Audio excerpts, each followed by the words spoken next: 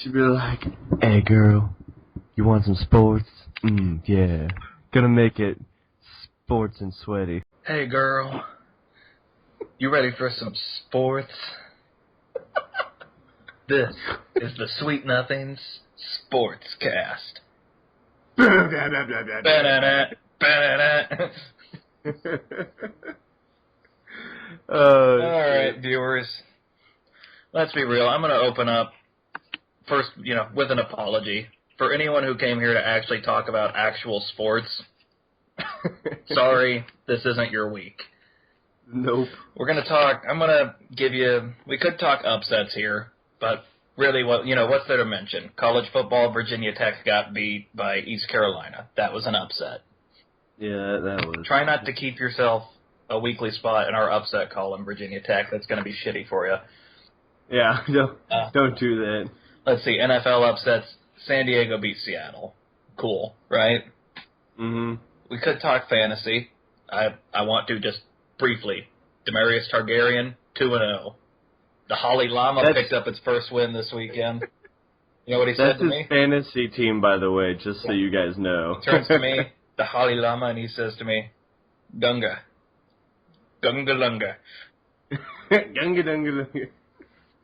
Which means, on your deathbed, you will receive total consciousness. So I got that going for me. So, fantasy ads for the week. Niall Davis, Chiefs running back. Get him. Hot ticket, trust me. Fantasy drops for the week. Every other position player for the Chiefs. Yeah, basically. So that was a bad game. Yeah. Here's the deal, guys. This week in sports, we just can't avoid talking about NFL football for the whole time. Well, you can't not talk about what we're going to be talking about. If you're going to talk sports, you got to talk about this shit. And guys, I'm mad as hell. I just can't take it any longer. You can't fight this feeling. I can't fight this feeling of complete and total rage. I wanted to do this sports cast on Saturday, but I thought it'd be best to sit back and maybe see what the NFL and the teams involved decide to do. Just take it all in. I have been completely and totally disappointed with that decision. Because right when you think a team like the Minnesota Vikings might do the right thing, they turn around and the day before you record your sportscast, start doing the wrong thing again. The people are going to be like, "It's your fault, you son of a bitch." We're going to start. We'll start with Adrian Peterson, right? Adriana Peterson. Adriana Peterson. We're known for our humor, but this is really not a humorous situation. No. Adrian Peterson has taken a large stick and punished his child. It was a branch. He called it a switch, and that is a name for it, I suppose. But he has punished his child with multiple, up into the double digits here, lacerations that drew blood, and you can see according to police reports, there are marks on the child's butt, thighs. There's a mark on his face. There's a mark on his genitals, and there are defensive marks on his hands, most of which have drawn blood. And as if that's not shitty enough, the reports from the kid claim that, in his own words, Daddy Peterson likes to use the switch. There's a lot of belts in Daddy Peterson's closet. Daddy Peterson has a whooping room in his house. And the kid was scared to tell the cops because he thought Daddy Peterson would punch him in the face for going to the cops. That doesn't sound fucking right. No. But of course they would have their own whipping room, especially when they've got so much freaking money and so many goddamn rooms in their mansions. Yeah. Well, it's fucking ridiculous. I could afford a room called the whooping room. Now, it's called the bedroom. You don't need your own room. Ladies, I don't have a whooping room. I just have a whoopee room.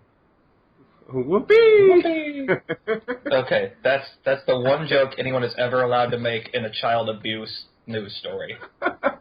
Well, you shouldn't probably ever make jokes, but we're That's- terrible. I'm a terrible person. That's the one joke I'm going to allow myself to make, and Hi, I I'm probably American. wasted it.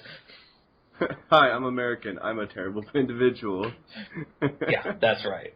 Now, Yep. a lot of people want to jump to Adrian Peterson's defense and claim it was discipline, like he did. There's a good argument to be made. No, it's like his parents did to him, is what Yeah. it was. Here's the deal. His parents weren't some of the craziest physical specimens you've ever seen. They were your average Joes, and Adrian Peterson, by all accounts, even other NFL players, describe him as one of the strongest players in the league. He is pretty big. Pretty big. Multiple players will give accounts of him shaking their hand and damn near breaking it. Players, sports reporters, radio broadcasters, all the way down the line. His handshake is apparently legendary in the league for being a vice grip. He's got a good strong handshake, is what you're saying. Now, what I'm saying is the dude's fucking strong. That's something you gotta teach. I'm saying the dude is strong, and then you take him and give him a thick stick and let him take it to a 4-year-old child. I think an open hand might have just sufficed. An open hand on the butt. I don't know. That's what I got as a kid. It might. Being Adrian Peterson, the hand might have been worse than the stick. The thing about an open hand is, that when I got disciplined as a child, it was an open hand on the butt. My dad will tell you to this day, the one he remembers and the one I remember, it hurt the hell out of me. It is probably one of the earliest memories of childhood I fucking have. And it hurt. But he remembers it too, because he burst a fucking blood vessel in his palm over it. God damn. And when you're disciplining your child, your child's pain should hurt you too. That's just parenting. Okay. By the way, those of you who think that not disciplining your child is a terrible thing, no, it's good to discipline your child. Otherwise, they become nuisances. There are ways to discipline a child. It doesn't always have to be physical, but when your child's a complete and total shit, sometimes you should bust. You should probably. I think a good open hand spanking. Like I said, your child's pain should hurt you too. You should remember that this is, a special occasions kind of punishment, right? Yep. You shouldn't just. Quite frankly, Adrian Peterson, I think the Vikings did the right thing in suspending him from play for this past Sunday. I was really, really pleased to hear that. Mm-hmm. And then, I was sitting there thinking Sunday we can get on this sportscast and talk about how finally an NFL team is doing the right thing. Dude, it's money. When money becomes involved with anything and everything, it's never, ever gonna come out good. Because now, here it is, it's on Monday, the very next day, they decided Adrian Peterson's going to play next week because they're respecting his right to due process. Well, they had a receiver last year who was like third string, never ever played. Mm-hmm. He got charged with domestic abuse. Before he could even see his day in court, he was a free agent. Where was his right for due process? No, because he wasn't a big star athlete yet. No shit. At all. So, of course he's not going to get his due process. No quote shit. Unquote. His due process is as good as anybody else in the world, basically. Yeah. Here is one team doing the right thing, and they go and completely bollocks it up. Yep. Way to go, Minnesota. So, let's go ahead and move on, I suppose. We have plenty to talk about now. We got to talk domestic abuse, right? Yeah. And scores around the NFL. It's a big thing this week because a lot of it's been going around now. Here's the deal. When it comes to the teams with domestic abuse, I firmly believe this weekend there was karma in the works for all the teams who were dealing with their players with domestic abuse. The Ravens won. Ray Rice is no longer even a part of that team. He is gone. He is suspended. The Ravens owner has come out and done his mea culpas and whatever. Mm-hmm. They're back on the track of doing the right thing. They won. Mm-hmm. The Panthers defensive end Greg Hardy, who has already been, I believe, found guilty and appealing, but he's at least charged. He has at least been formally charged, and he is going to see his day in court. And I know he's pleading not guilty. Yep. The Panthers suspended him from play this Sunday. Don't know when he'll be back. They won in convincing fashion. Then we talk about the 49ers. This is a team that's got this whole domestic abuse thing back asswards. Mm-hmm. So I was telling you, wasn't I, about their radio broadcaster who was suspended 2 games. Yeah. Yep. Because he can't understand why Janae Palmer, who is now Janae Rice, went ahead and married Ray Rice after being abused by him. He can't understand why she gets up in front of Goodell and everyone else and continues to defend him. 2 words. Gold digger. Not no more. Where's his money now? Well, she was until this. But so this guy, the radio broadcaster, whose name is Ted Robinson, he comes out and he could have been a little more tactful, but basically said he can't understand why this woman married her abuser. Can't understand why she gets up in front of Goodell and the national media and the American people and continues to defend her abuser. And he called it pathetic, which is where he crossed the line. However, the Niners have seen fit to see this guy suspended 2 games, much like Ray Rice, 2 games. 2 games. And they called his remarks insensitive. And where that is laugh-worthy from the Niners, their defensive end, Ray McDonald, is also being investigated for felony domestic abuse on his fiancée. And you know what? They've gone ahead and respected his right to due process by doing absolutely fucking nothing about it. Absolutely nothing. He's played all preseason and the first 2 weeks of the season, and the Niners got beat last week. So is that thing still under investigation for the 49ers? Yeah, he's under investigation. He's probably going to get charged. It's still under investigation. Everything sounds like he's going to get charged. Because for a minute there, it made me sound like someone dropped the charges or whatever and let it go. It seems pretty clear that he's going to get charged at the very least. Yeah. But the Niners got beat Sunday. They gave up a 20-7 lead with 21 unanswered points to the Chicago Bears. I have Bears fans in my family. They'll tell you no one chokes better than the Bears, which is a lie because the Chiefs are the best choke artists in the NFL, and no one can take that away from us. Nope. You sons of bitches try to, we're going to kill you. Kill you!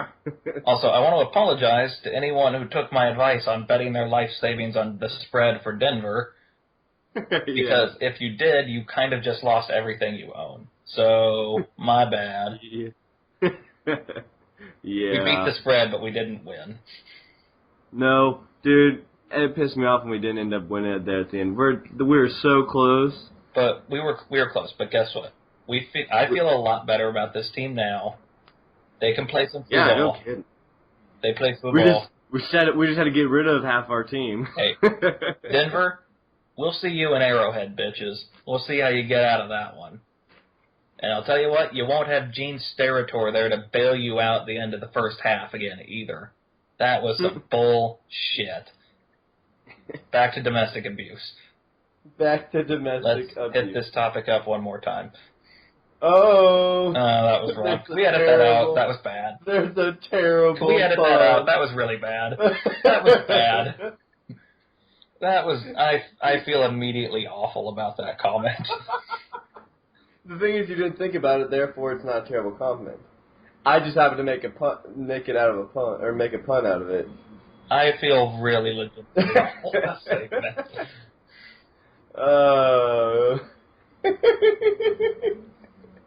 So back to... Speaking of legitimately awful, let's talk about Roger motherfucking Goodell. Yeah, he's a crooked son of a bitch. So here's the deal. We told you last week about how he had supposedly seen the video on Ray Rice already. Yeah. And that was the big scandal here. Mm-hmm.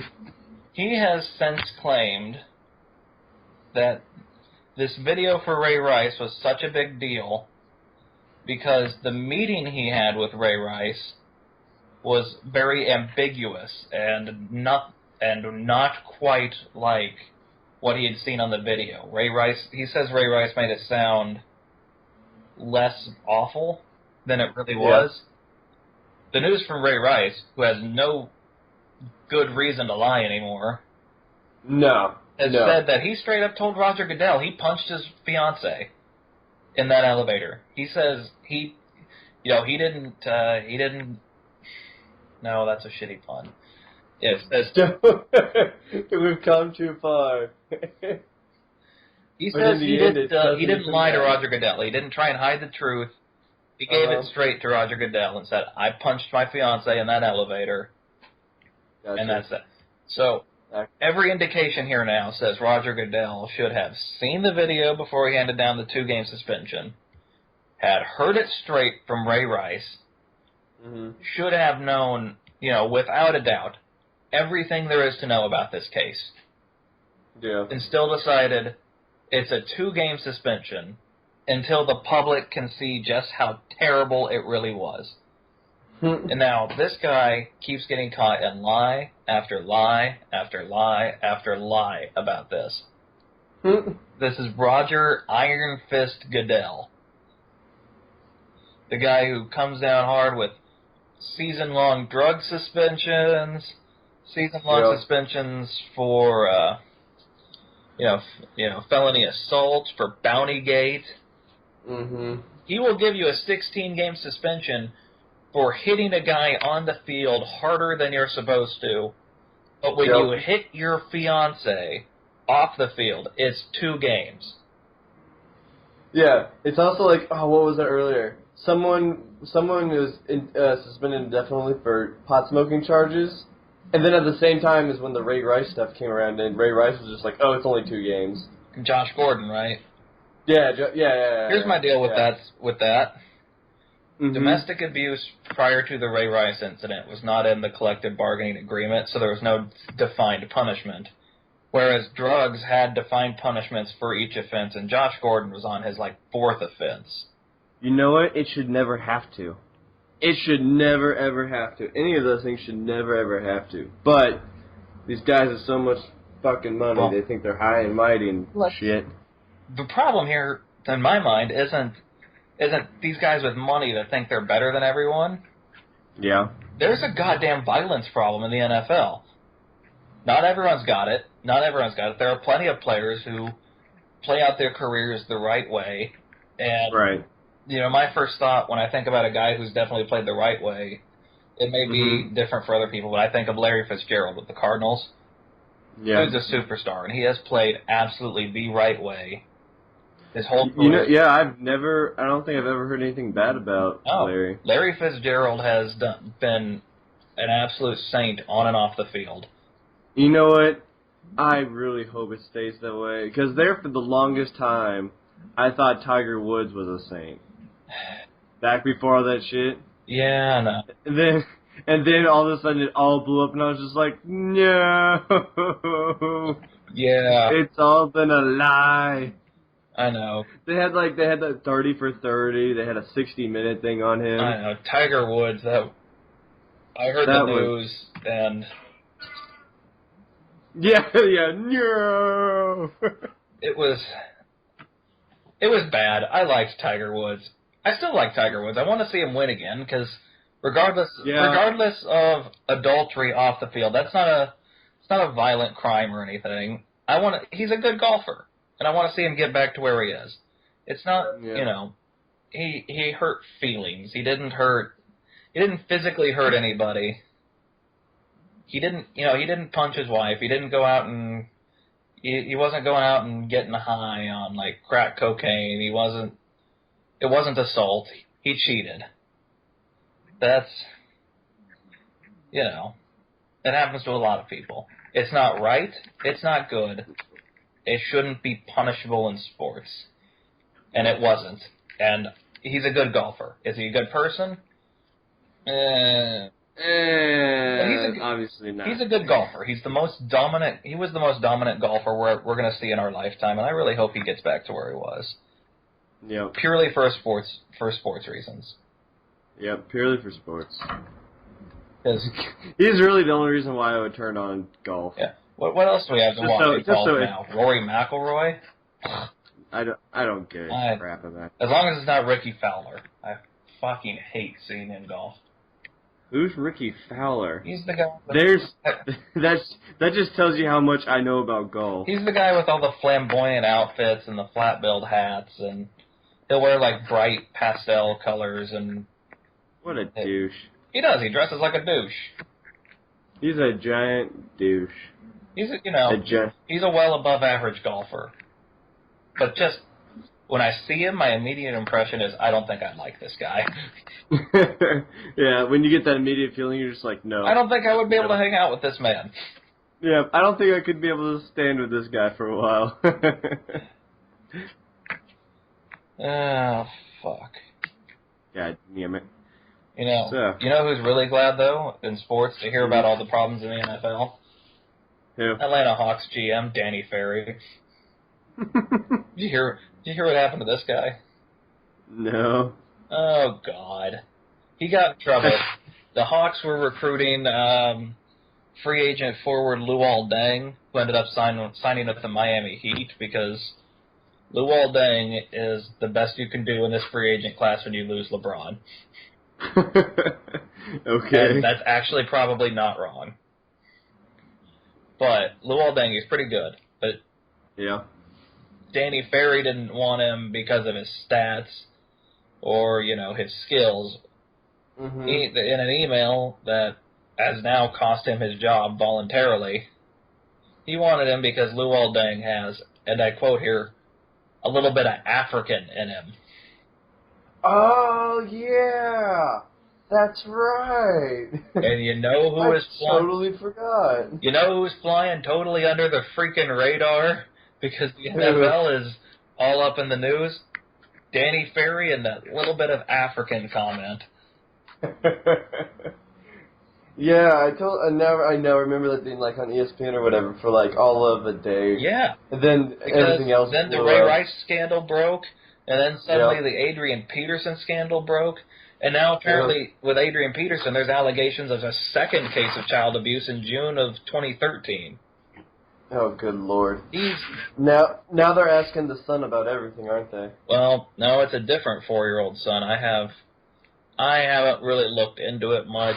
It's pretty recent news. Mm-hmm. I haven't found anywhere to corroborate much about it, except TMZ. And while they're pretty handy about the Ray Rice case, I still don't give them a lot of journalistic credence. No, they're terrible people. They're not good people.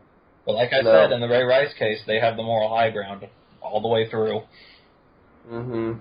Those terrible people have the moral high ground over everyone else involved in that story. What does that say about everyone else involved in that story? Yeah. With TMZ, then one of the most unmoral. God. I honestly can't talk domestic violence anymore. I want football to figure this shit out. Any one of these 4 guys, let's see, Ray Rice, an indefinite suspension is right up his alley. Do not back down. Mm-hmm. If Greg Hardy or Ray McDonald are found guilty, give them the exact same freaking thing. They should be let go and suspended indefinitely. Adrian Peterson, if found guilty, let go, suspended indefinitely. Yep. Roger Goodell should be fired immediately. And from what I've heard, Condoleezza Rice is really interested in an NFL commissioner's job. Really? She's a pretty sportsy lady. She's a sportsy lady. She's a sportsy lady. Alright, there's our terrible rendition of the week. Yeah. Dude, I've been on an Aerosmith run this week. Dude, it's hard to beat some good Aerosmith. You know Like- Condoleezza Rice, by the way, is on the college football playoff selection committee? Really? Just send her some K-State apparel, see if, swing some votes. Hey, Condi. In a recent video that I put together, you'll hear me sing a lot. Well, you'll hear me singing a little bit of Aerosmith terribly Is that the Diablo rendition. thing you did? Yep, it's part 2. Oh, you know, Which you'll, never mind, we'll talk about this after we're done recording. yeah, we'll talk about this later. This is special things and stuff. This is sports. Sports. This is sports, not Diablo. This is sport. We talk sports. We try to talk some sports, and then we try and sing songs so that we can't sing. Okay, I tell you what. I don't want to talk domestic violence anymore. I want to move back to fantasy football. Fantasy. Let me tell you who I think is. We're going to go back to some hot pickups. I'm going to tell you right now who I'm swinging for with my roster. Yep. Stevan Ridley, if he is available in your league, pretty solid pickup. Who does New England have this week? I'm pretty sure New England's got a fairly easy schedule this week. Mhm. And yeah, New England's going to Oakland, or New England's got Oakland at home. Yeah. Oakland is going to New England. New England will run wild on them. Stevan Ridley plans to be a huge part of it. He is my top waiver pickup for this week, mainly because I need a running back like all hell. I damn near lost this week because I sat Terrence West. Mhm. Rookie. He's a rookie for Cleveland, so you'd think that's shit right there, right? Yeah. No, it wasn't. All right. Mhm. Now, in turn for Stevan Ridley, I'm getting rid of Riley Cooper. No amount of N-words can save him this year. It would appear that his stats just aren't there this year. Yeah. He had 29 receiving yards in week 1 and 8 receiving yards in week 2 for a grand total of 2 fantasy points in 2 weeks. Not cutting it. Nick Foles just isn't getting it to him this year. He likes Jeremy Maclin a lot better. Mm. So that's yeah, dump him. So Dump him. next hot pickup. Well, Yeah. well, Washington Redskins are getting they're trading in their Baylor quarterback for a Michigan State quarterback. Kirk Cousins is your pickup. Because I'll tell you what, right now, Washington does not play a real strong defense for several weeks now. They're going to Philadelphia, and they're playing home against the Giants, and they won't see a real defense till Seattle in week 5. And then after that, it's Arizona, Tennessee, Dallas, Minnesota bye week. If Robert Griffin III is hurt all the way up to the bye week, you play Kirk Cousins every week except for Seattle in week 5. Is he still battling injuries? Yeah, he hurt his ankle this week, and it doesn't. Oh, Jesus. They're hoping he's only out for a month or 2. He is the combined injury list of the Chiefs right now. Yes, yes, he is. So, Kirk Cousins, hot pickup. Who am I dropping for him? Reggie Bush. Dropping panties for him? I would drop my panties for Kirk Cousins if he puts up 22 points every week. Apparently, Sproles put up 22 points this last week. Don't get me. Dalton's pissed. Did he sit him? No, he came into last night. He was down about 10 points, and he had Andrew Luck, and the guy he's up against had Darren Sproles. Yeah. Dalton got up real late, but that game-tying touchdown drive, Sproles broke a 50-yard screenplay to retake the lead, and Dalton Andrew Luck didn't lead a come from behind game-winning drive. Yeah. And that cost him the game. As much as we love Darren Sproles and Darren Sproles' alma mater, yep, he was pissed. But Sproles is hot. Sproles in the screenplay, man. It's hot. But Reggie Bush is not. Reggie Bush is someone that should be doing a lot of what Darren Sproles does, Instead, he is not getting the looks as a running back, and he's not getting much passes either. And with 5 points in week 1 and 2 points in week 2, I can't justify keeping him. He is a drop if you've got him. No. This one will please you. I need a new defensive player because I am getting rid of Greg Hardy. No one knows when the hell he's going to be back from suspension. So, I don't know when he's going to be back. And even if I don't think he should come back for a while, because he has been formally charged with domestic abuse. He should be sitting at least a week or 2. He's not necessarily guilty yet, but charge is enough. Yeah. So who I'm adding is Cincinnati linebacker Emmanuel Lemure, E-Man Lemure. Lemure. It's French. It's what a certain French call. I don't know what. Yes, Emmanuel Lemure. The dude has been a tackling machine in his first 2 weeks with Cincy. Even a couple of sacks. It's looking like he's going to cement himself into a starting spot in one of the best defenses in the league right now. Good. E-Man Lemure. Good. I'm glad that guy found a place. Yeah, I was kind of worried about that. He missed last year with injury, which is the red flag. But at the same time, his numbers don't lie. I think he scored 6 points in week 1, 3 points in week 2, and he has just been racking up at least, I think, around 22 total tackles for the 2 weeks. Yeah. So he plans to factor in he plans to have a pretty good year. I mean, he was skinnier in college. I mean, yeah. Well, he was a little bit more of a stick. He's buffed up to NFL linebacker size. Well, yeah. If you can get up in the league, I've found that, dude, they buff the shit out of you. I'm not sure. Shit out of you. Yeah. I'm gonna buff the shit out of you. Speaking of child abuse, South Park slapping you. Cut full circle. Circle. One last one I want to talk about. Cleveland wide receiver Andrew Hawkins is a pickup. I'm picking him up for the Holly Llama. Demarius Targaryen is pretty set on wideouts. When you're given the Holly Llama. When you're given Calvin Johnson, Jeremy Maclin, and Antonio Brown, you don't blink at that. The Holly Llama can use a little bit because Deshaun Jackson's hurt, and my backups look a little rusty. But given that, Andrew Hawkins seems to be Cleveland's #1 target with Josh Gordon suspended.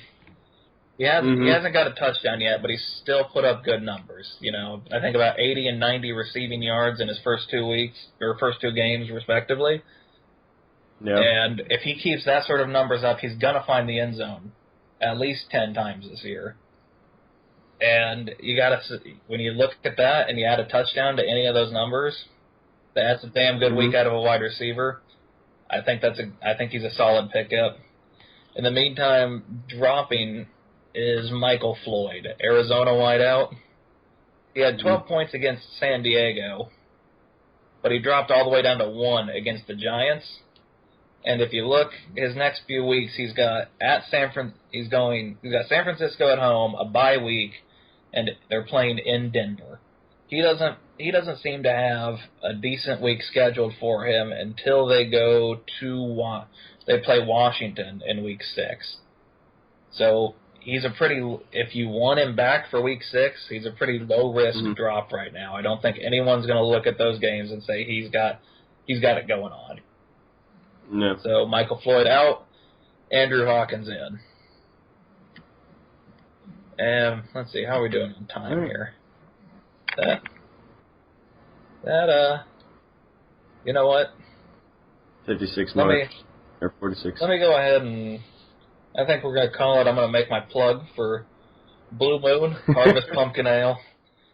It's time to whore out. Let's see. We should We should shout out somebody sports related. I don't know who though. Rusty Coons. Rusty Coons. Royals won last night. Did you see that? Yes, Dude. dude. Oh my god. Dude. While I was rendering one of the videos, dude. Oh god. So let me put this in perspective for you non-Royals fans. Yeah, for all you people who Royals didn't get watch down that. 3-0. They make a 2-run comeback, and then they come into the bottom of the ninth, finding themselves down 3-2. They get was it a leadoff double? No, it was a one out double out of Nori Aoki. Pinch run, one of the fastest dudes in the game, Gerard Dyson. Yep. And then what you find, the next batter, Gerard Dyson, goes to steal third, and the pitch he chooses to steal third on happens to bounce off the catcher's toe to the backstop. So Gerard Dyson rounds third and comes home off from second to home on a wild pitch. Dude, that's freaking believable. That ties the game. The crowd is going nuts. Dude, that was freaking awesome. So, I believe we get another double, out of Mike Moustakas, right? He drops one into left field, which he has been doing a really good job of taking him to left field recently. Yeah, Moose dropped some dong. Well, because, I mean, forever he was hitting right every time. So they were always shift on him. And that's how you break the shift. You start putting some shit into left field. Yep. You got to do it. So he gets a double, pinch run. Probably the only dude in the majors faster than Gerard Dyson, Terrence Gore, young dude coming up from Royals AAA. Yeah. And then, let's see, there's an out. We get an out one way or another that doesn't allow Terrence to move up to third. So you're sitting there, 2 outs, tie game, bottom of the ninth, runner on second, who is unbelievably fast. Lorenzo Cain hits a chopper to second base that the shortstop and the second baseman both have trouble fielding. It allows Lorenzo to get to first, and here comes Terrence Gore chugging around third towards home. And my God, that dude can fly. God. God. If he put his arms out, he would have taken off. He would have literally flown. Would have been Superman. Like an airplane, dude. That guy is quick. And just like that, off a wild pitch and a little bloop infield single, the Royals take the lead and win the game in walk-off fashion. Now, 2 games ahead of the Mariners for the last wild card spot. Yep. I've noticed that we've become a little bit more ballsy in our running these last couple of games. Have you noticed that? We've become pretty ballsy. We have to score some runs, dude. We aren't scoring anything. I know. I'm liking the fact that we're actually playing on the offense this time and wanting to push guys around bases, or just pushing guys to other bases, telling them to get the hell there. We need to do something. Whatever we were doing wasn't working. Well, being ballsy is working out for us, and I like it. You got balls. I like balls. I love your balls. I love your balls. Name that movie. If you can't name it already, you're out of luck. We quote that movie a lot. We quote a lot of shit, a lot. When you put another man's cock in your mouth, you make a bond. So get on your knees and put that heart to work. God bless it. God bless them. All right. God bless them. Let's see. We shouted out to Rusty. Shout out Blue Moon. Yeah. Still looking for that corporate sponsorship.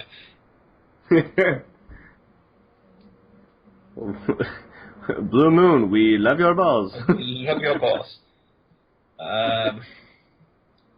Who am I going to give a sportsy shout-out to? You know what? Nobody. Blue Moon, Rusty Kuntz. You have our love. Solid choices. I like them. All right. We'll see you again next Tuesday, and don't forget to join us Friday for the Nerdcast. That's right. That'll be there. Hopefully we'll get it up in time for you. Who knows? It may be a Saturday kind of thing. It might be a Saturday mid-morning. And we're not doing this over Skype. We're doing it in person. Yep, we will be together. Like we said originally in the beginning with one of our other shows, we'll try, whenever we're together, we'll do the podcast together, but otherwise it's got to be over Skype. It's the only way it'll get done. This one's going to be good. We're going to be together, and we might be drinking. Might be a little bit of drinking. We'll probably be drinking. We will be drinking. But there will be drinks. With there alcohol will in be them. drinks. Yep. Is this what you want? Is it? Is it? Are you not entertained? Leslie?